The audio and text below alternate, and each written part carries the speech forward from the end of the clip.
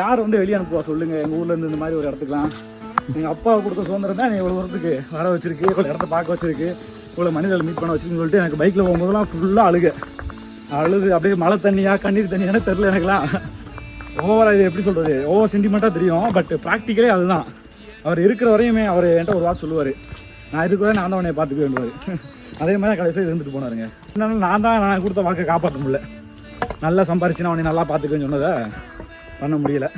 என்ன அப்பாவுக்கு என்ன பண்ண, எதுவுமே பண்ணாமல் விட்டுட்டேனே, எதுவுமே பண்ணாமல் விட்டுட்டேன்னு வீட்டிலலாம் தூக்கம் வரல. நான் ஒரு வருஷமா எனக்குலாம் நல்லா தூங்கி நல்லா ஒரு வருஷம் ஆச்சு. அப்பா இறந்ததுலேருந்து அண்ணன் இறந்ததுலேருந்து நல்லா தூங்கி ஒரு வருஷத்துக்கு மேலே ஆச்சு. நான் சென்னையிலே கோயம்புத்தூர் இருக்கும்போது ட்ராவல் பண்ணுறது வேறு, யாரையுமே கேட்க தேவையில்லை. ஆனால் வீட்டிலேருந்து போகும்போது எல்லாரும் எங்கள் ஊருக்கே நான் பதில் சொல்லணும் நான். ஸோ அதெல்லாம் மீறி ட்ராவல் பண்ணுறேன்டா, என்னால் உட்கார முடியல ஒரு இடத்துல. அவ்வளோதான், அதான் பிரச்சனை.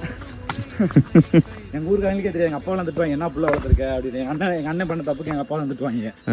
என்னையுமே வந்து பார்த்தீங்கன்னா இனி நான் பெரிய ஆளுன்னு அவங்க நினச்சிட்டு இருக்காங்க. ஆனால் எனக்கு தெரியும் நான் எங்கே போயிட்டு வர்றேன், என்ன பண்ணிட்டு இருக்கேன், என் கூட இருக்க ஆட்கள் யாரு, நான் இருக்கிற சர்க்கிள் என்னான்னு எனக்கு தெரியும்.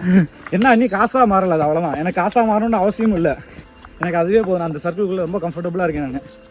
ஆனால் இவங்க வந்து இவங்க வட்டத்துக்குள்ள வரணும் அப்படி கிடையாது. எனக்கு தேவையானதை நான் எடுத்துக்கிறேன். எனக்கு என்ன தேவை அதை உருவாக்கிக்கிட்டேன், அதுல நான் சந்தோஷமா இருக்கேன். அதுதான் என்னோட வெல்த். இவங்களுக்கு அது புரியல. இவங்களுக்கு தேவையான கார் வாங்கணும், வீடு வாங்கணும். ஸோ அப்ப நீ இன்னைக்கு என்ன பிரசன்ட் லைஃப் நீ என்ன பண்ண போறேன்னு இருக்குல்ல, சேர்த்து வைக்கிறதெல்லாம் தேவைதான் கண்டிப்பா லைஃபுக்கு. இப்போ நீ என்ன பண்ண போற? இப்பதான் என்னால மலை ஏற முடியும், நீ 10 வருஷம் கழிச்சு ஏற முடியுமா என்னால? இப்பதான் என்னால எங்க பைக்ல வர முடியும், இனி 10 வருஷம் கழிச்சு வர முடியுமா? ஏன் அடுத்த வருஷமே எனக்கு கல்யாணம் ஆச்சுன்னா விடுவாங்களா? அப்பெல்லாம் அதை நான் அக்ரி பண்ண மாட்டேங்க.